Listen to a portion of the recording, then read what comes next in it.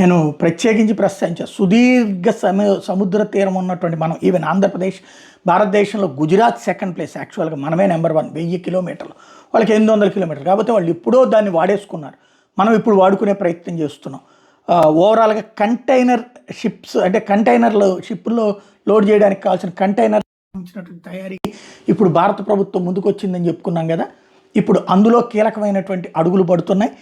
తాజాగా చూస్తే $75 బిలియన్ విలువైనటువంటి గ్లోబల్ షిప్పింగ్ కార్టెల్స్ అన్నటువంటిది కీలకమైనటువంటిది India Bharat container line BCL అని ముందుకు తీసుకొచ్చింది. ఫారెన్ షిప్పింగ్ కంపెనీస్కి సంబంధించి కంట్రోల్ పక్కన పెట్టేసేసి వాళ్ళతో టైఅప్ అయి ముందుకు తీసుకెళ్తుంది.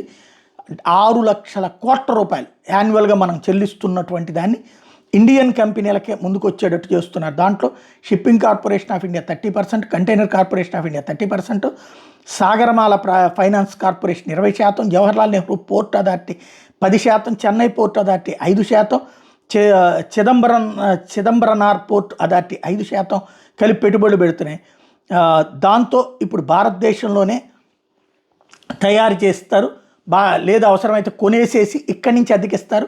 తద్వారా మనకి ఇక్కడ ఫారెన్ డిపెండెన్సీ తగ్గుతుంది, అలాగే లాజిస్టిక్ కాస్ట్ తగ్గుతాయి, ఫారెక్స్ రిజర్వ్స్ మిగులుతాయి. ఎందుకంటే మనం వాళ్ళకి అద్దె తీసుకున్న వాళ్ళ దగ్గర నుంచి అద్దెకి తీసుకున్నప్పుడు చైనా నుంచి తీసుకుంటే యువాన్లో చెల్లిస్తాం, అమెరికా నుంచి తీసుకుంటే డాలర్లో చెల్లిస్తాం, రష్యా నుంచి తీసుకుంటే రూబెల్స్లో చెల్లిస్తాం. అదంతా కూడా మిగులుతుంది, ఫారెన్ ఫండింగ్ మిగులుతుంది.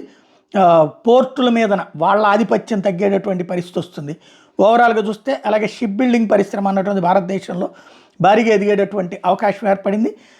టోటల్గా భారత్ కంటైనర్ లైనర్ అన్నటువంటిది కేంద్ర ప్రభుత్వపు సరికొత్తదైనటువంటి ఎత్తుగడ.